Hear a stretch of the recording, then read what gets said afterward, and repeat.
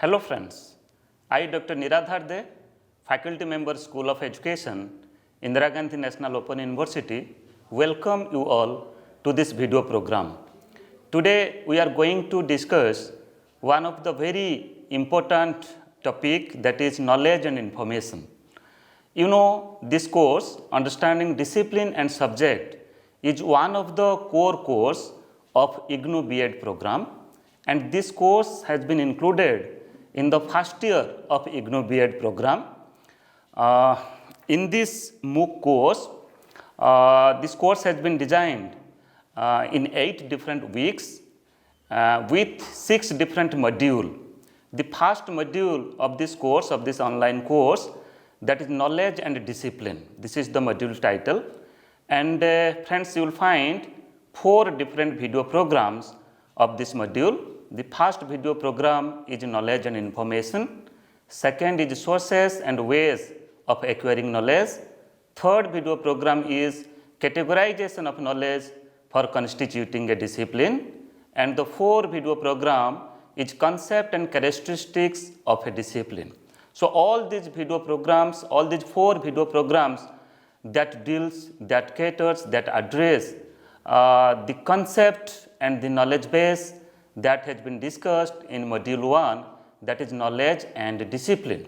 So friends, let us try to understand the very concept, the very content point, and the discourses that has been discussed in the first video program, that is knowledge and information. Let us go forward.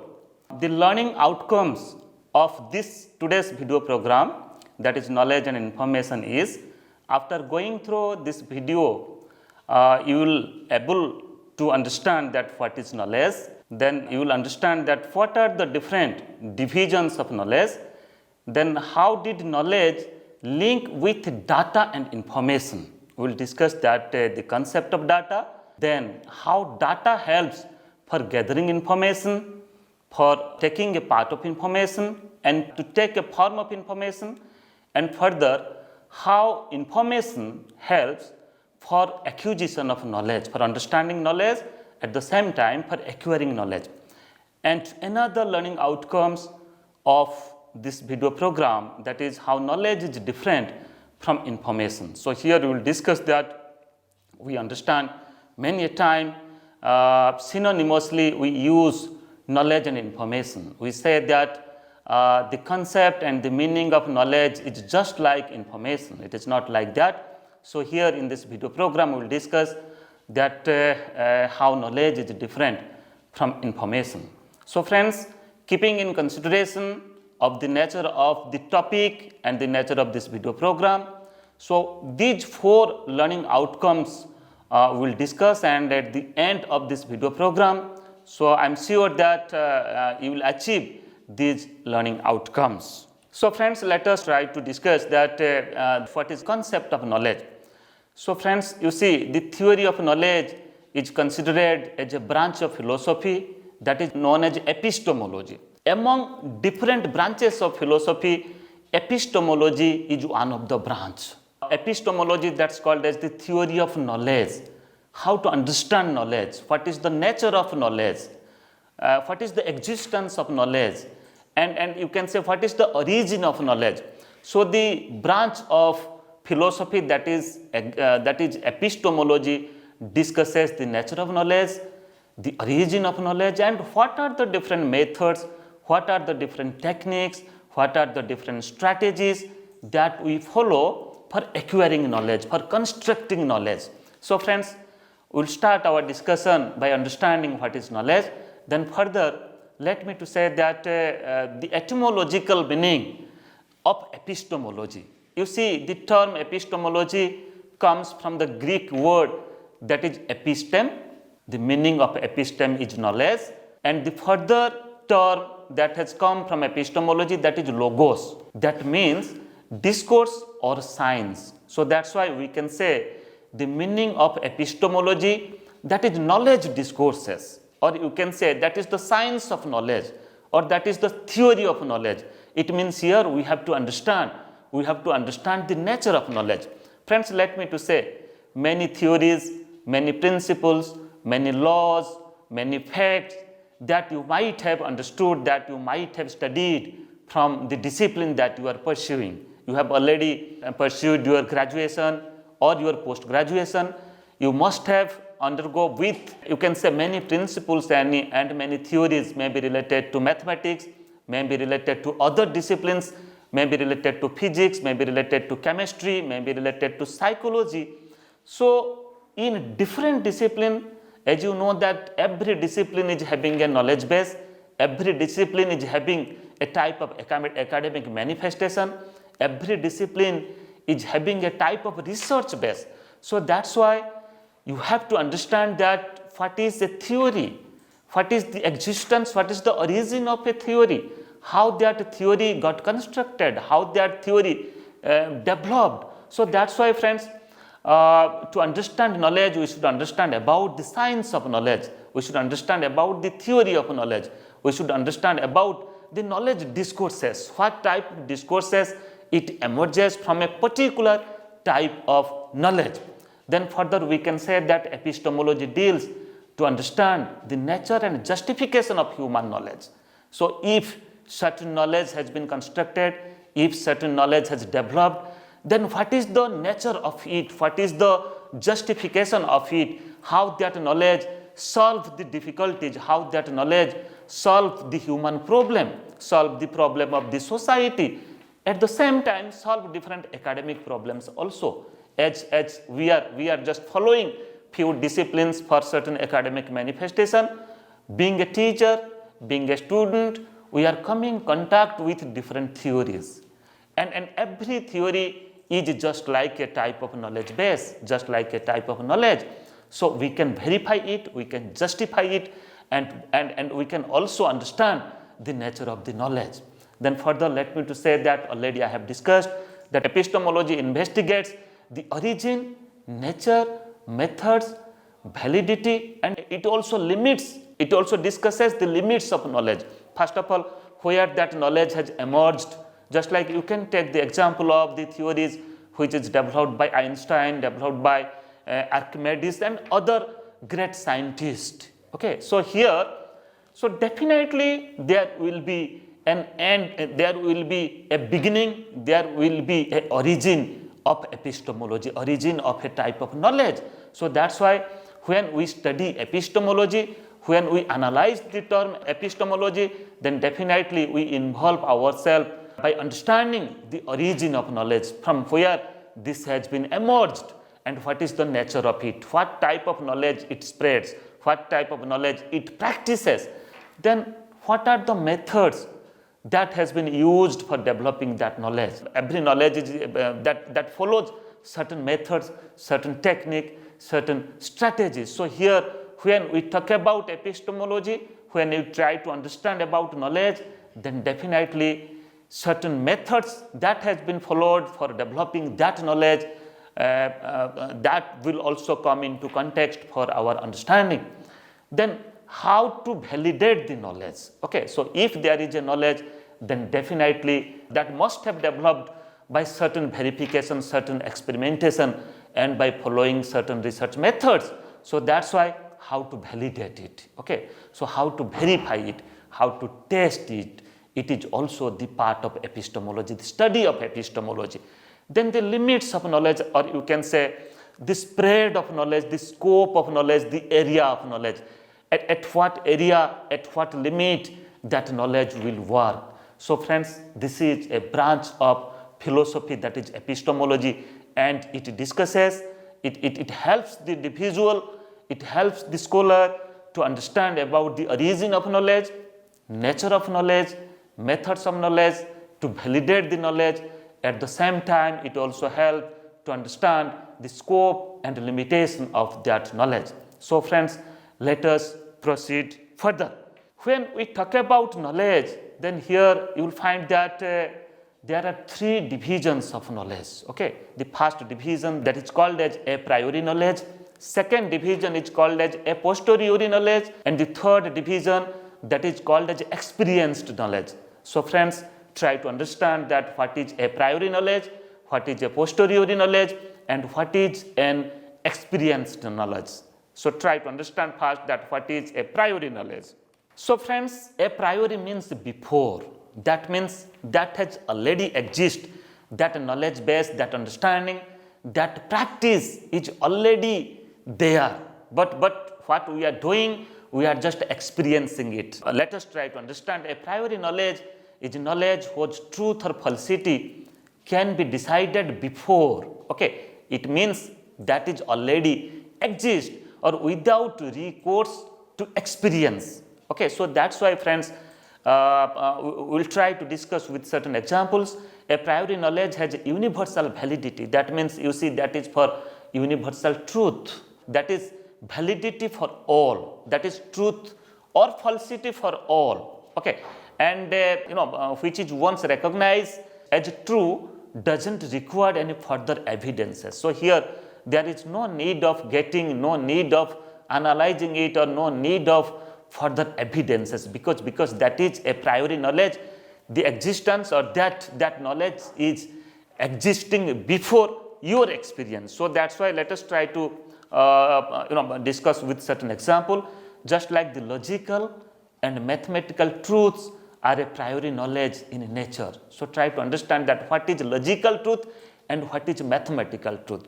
Let me to say, in mathematical truth, if I will say that 2 plus 2 is equal to 4, it means if you add 2 objects with another 2 objects, then that will be 4 different objects. Okay, so this is a truth. This is the mathematical principle that 2 plus 2 is 4, 4 plus 4 is 8, 2 plus 3 is 5. Okay, so these are you can say these are the truth. These are the certain mathematical truth, mathematical principles that we follow, or that we follow in our academic manifestation. Then the other aspect, just for understanding a priori knowledge, let me to give another example, that the logical truth. Okay, let me to give one example, that metals conduct heat and electricity. When I am saying that metal conducts heat and electricity, it means the metal is having the characteristics, is having the feature that the metal will absorb heat and that will also transmit electricity. Okay, so this is, you can say, a logical truth. Another example let me to give. When we say that human beings are mortal,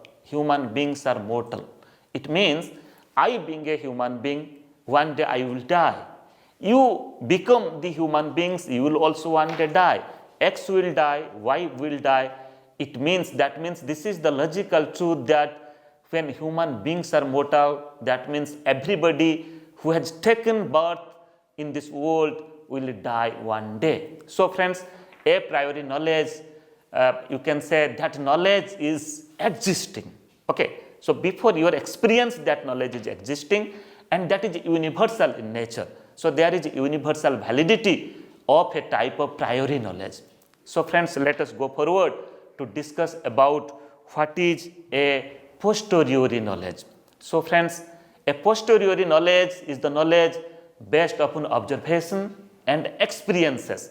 Many a time we engage ourselves, we involve ourselves by observing many facts, by observing many things which is going on where we are living, okay, in our environment, in our, you can say, if you are a student, in your institution, at your home, in the community, and in different places also. So what we are doing, we are just observing the things and we are experiencing the things. So by doing a type of observation, by involving ourselves in a different observation, we gain certain knowledge.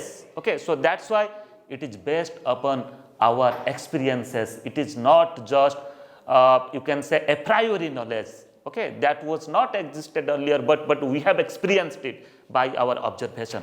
And here also this knowledge is based upon scientific method, based upon a scientific method, means rigorous research is included and rigorous investigation work is included to understand a posteriori knowledge. Okay, a scientific method is involved to verify the truth of that knowledge, whose truth or falsity can be decided through observation and verification. As example, ice melts. When I say ice melts, it means it can be verified, it can be proved, okay? Because you will find that if you take a piece of ice and if you keep that piece of ice near the fire, you will find that the ice is melting. It means ice is having the characteristics, the feature that it will melt. So that's why by using certain scientific method, you can observe it that ice is melting. So that's why such knowledge that you are getting, that is a posteriori knowledge. Then snow is white, you can observe the color of snow. Okay, you can observe the color of snow. We know the color of white and the color of red and other color. So the color of snow is white. This is a type of, you can say, by observing it, you can experience it. Then further we can say metals conduct heat and electricity. Okay, so that also you can prove by using certain scientific method, by investigating it, you can verify it whether metals are conducting heat or not, electricity or not. Okay, so that's why that can be verified by using certain scientific method. So friends, let us go forward to understand about the experienced knowledge. So friends, here you see the experienced knowledge is always tentative. Okay, this is not permanent, you can say. It cannot exist prior to experience or be conducted from observation. It must be experienced to have certain value. Many a time you must have experienced certain thing. You never have imagined it, but suddenly you have experienced. So apart from a priori knowledge and a posteriori knowledge, certain knowledge is there. There is the division of knowledge, that is the experienced knowledge, which is a type of personal in nature.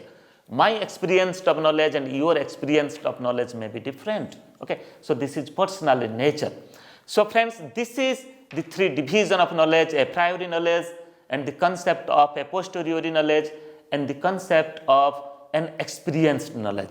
Further try to understand the other aspect of this video program, that is the concept of data, the concept of information, and the concept of knowledge. Try to understand what is data, what is information, and what is knowledge. Let us try to start our discussion by understanding the concept of data. You see, data can be defined as a fact or a description of a phenomena. Okay, we many a time we use the word like raw data, like individual data. So can you ever ask that what is the meaning of the raw data?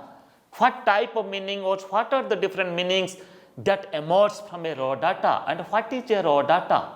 We'll try to understand that what is a raw data, and how much meaning you can just add for defining a raw data. So data has a limited meaning or no meaning at all. So friends, I can say that a raw data or an individual data has no meaning at all. Okay, unless it is interpreted and understood in a given context, in a given perspective, in a given context, when you are not analyzing the raw data, when you are not interpreting the raw data, then you can say that the raw data has no meaning at all, or a very limited meaning. But here what you have to do, when you will analyze the raw data, then many meaning you can just add on.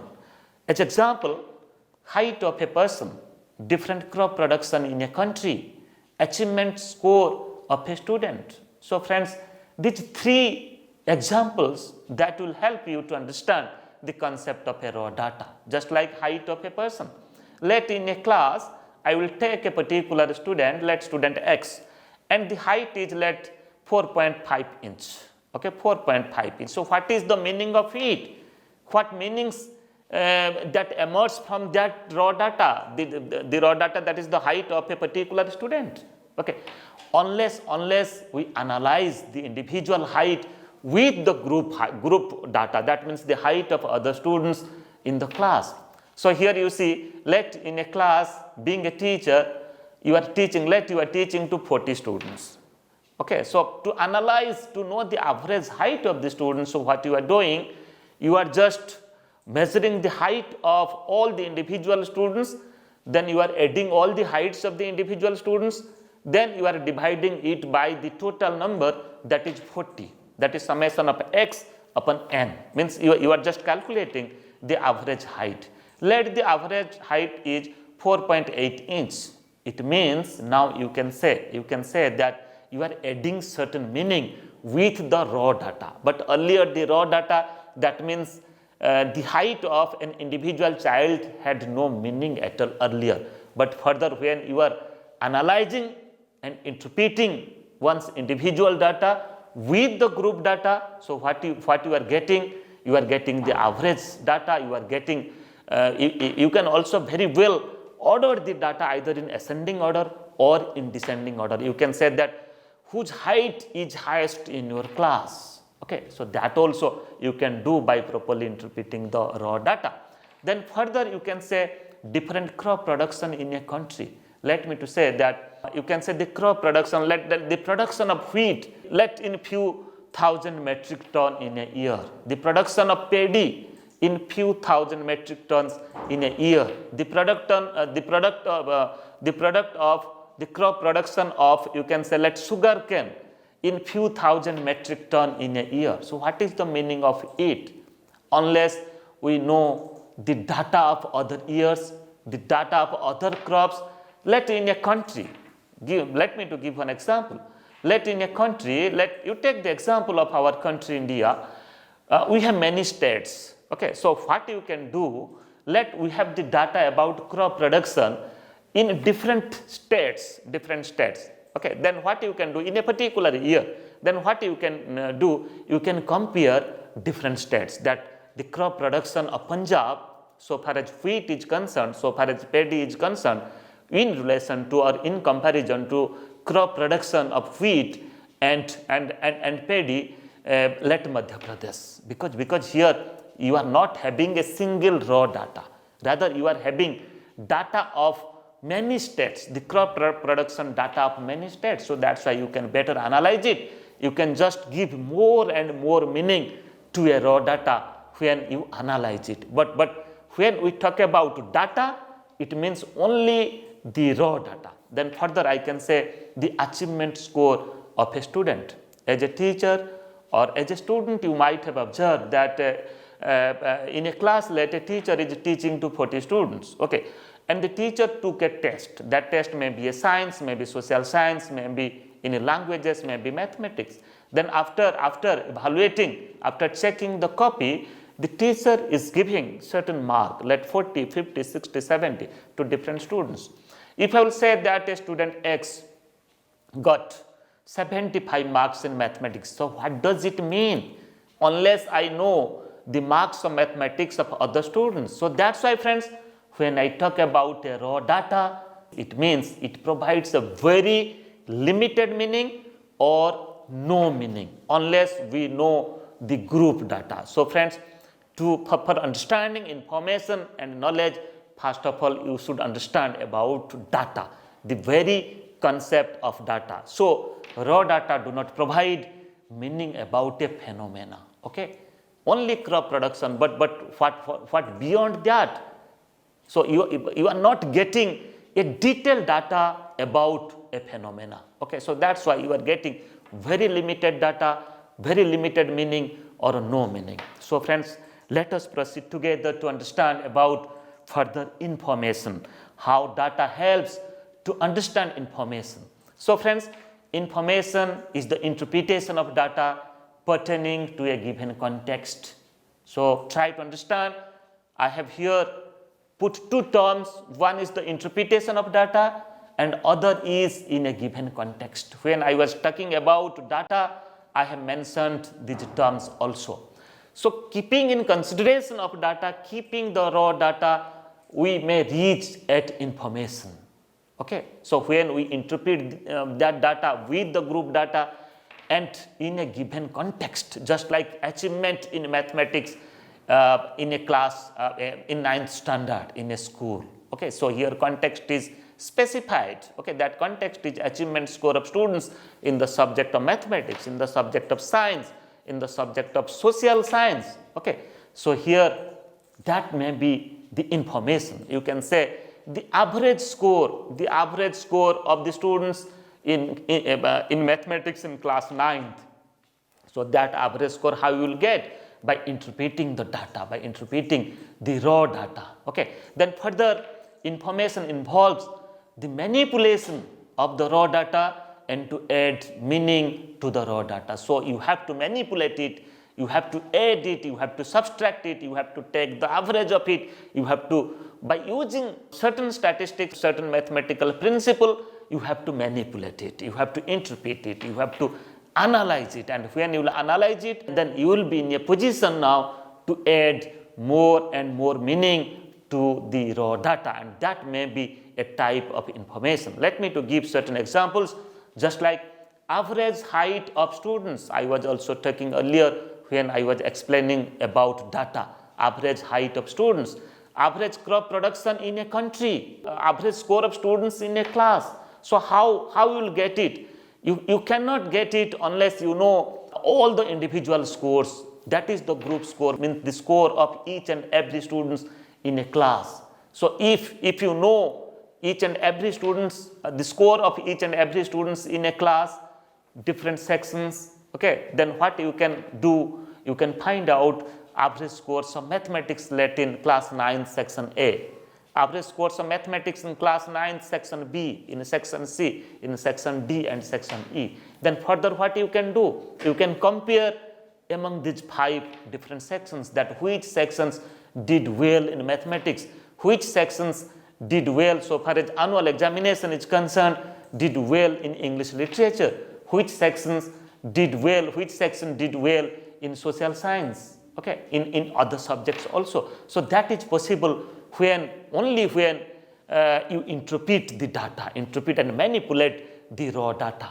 okay, then after you can add more and more meaning to it. So friends, many a time you see we get such information from the internet or a newspaper or from other media sources. You see in your WhatsApp, what you are getting every day, you are getting many messages, okay, many messages, maybe a type of table, maybe a type of figure. So whether that is knowledge, you can say that is the information, means that has been analyzed or that has been interpreted taking certain data. So here I am not saying about the truth or the falsity of the messages that you are getting through different media. I'm just telling you by observing, by watching the TV, by reading the newspaper, by accessing the internet, the information that you are getting, that is the second form, you can say, that has been transmitted or that has been interpreted, that has been manipulated by taking certain data. Okay, so friends, information is the second stage, and to reach that information, data helps a lot. Without information, without data, we cannot reach at information. So friends, let us go forward. Further, the next important point of discussion, that is knowledge. Okay, so what is the knowledge? What is the concept of knowledge? Already we have discussed. Then how information helps to acquire knowledge, to construct knowledge. So friends, knowledge is created by attaching meaning to the information. When we attach certain meaning to the information, then knowledge construct. We can create knowledge. So information provides necessary help to construct knowledge, construction of knowledge. So how to construct knowledge? So unless an information, unless data, we cannot reach at knowledge. So that's why information helps to reach at knowledge. Okay. Then further we can say that information is descriptive, whereas knowledge is predictive. So knowledge is a type of truth. You can say a theory, a fact, a principle may be a type of knowledge. So when we develop a theory, a principle, we can say that is for the universal use, that is for the predictive purpose. That means the knowledge or the theory that has been developed today, that will be or that may be used for tomorrow's purpose. Okay, it may be for academic discipline or for research or for other types of study, that knowledge may be used. So when we talk about knowledge, it is always predictive in nature. But information is not predictive, but you can say information is descriptive. Okay, for describing the data, what we have done, we have just interpreted, we have just analyzed it. Okay, by using certain statistical techniques, you can say. So information is descriptive because we use information to describe certain things, to describe the crop production, to describe achievement level of the students. Okay, but here you can say that it is predictive unless a rigorous research method and observation, a type of investigation is not done with the information. So that's why, friend, construction of knowledge is done through careful observation and investigation or research. We can reach at knowledge when carefully we observe, we involve ourselves, we engage ourselves in scientific observation. Okay, so whatever we are observing, so further that observation may help us to reach at the knowledge, and our observation is also based upon certain information, and we also engage ourselves in different research by using certain scientific methods. Okay, every discipline practices its research methodology. Okay, being a faculty of education, being a student of education, being a follower of education, we use many methods. We use experimental method, we use survey method, we use case study, we use philosophical and historical method for conducting educational studies. So friends, for reach at the knowledge, for knowledge construction, we do a type of investigation. Okay, and when we do a type of investigation or research,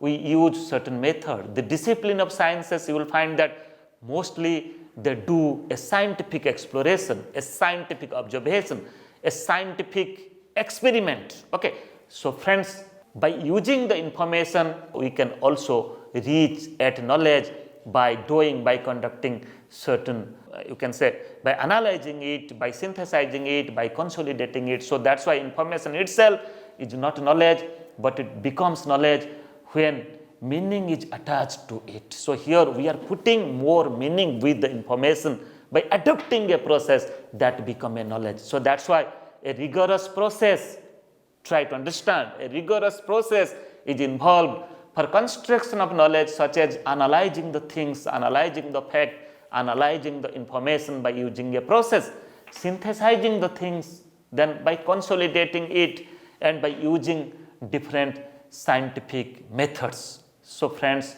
today we discuss about, first of all, we understand that what is knowledge, then what are the different division of knowledge, a priori knowledge, a posteriori knowledge, and an experienced knowledge. And further, we try to understand, we discussed about that is the concept of data, then the concept of information, then the concept of knowledge, and how data helps for information and how information helps for construction of knowledge. In our next program, we will try to understand about different sources and ways of acquiring knowledge. Thank you.